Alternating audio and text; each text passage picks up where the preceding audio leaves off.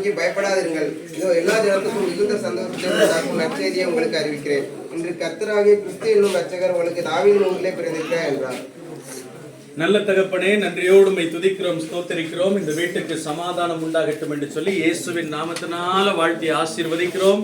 இம்மட்டும் கர்த்தர் துணையா இருந்து குடும்பத்தின் பிள்ளைகளை நீங்க கரம் பிடித்து நடத்தி வந்திருக்கிறீங்கப்பா. தொடர்ந்து ஆண்டவரே, இந்த பண்டிகை நாட்கள்ல எல்லோருக்கும் வேண்டிய சுகபலன் அருளி செய்து பண்டிகை கால மகிழ்ச்சியை சமாதானத்தை ஆண்டவர் நிறைவாக குடும்பத்திற்கு கட்டளையிட்டருள வேண்டும் என்று சொல்லி ஜெபிக்கிறோமப்பா.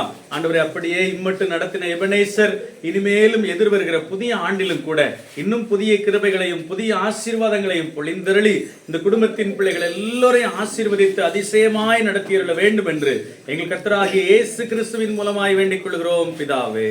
ஆமென்.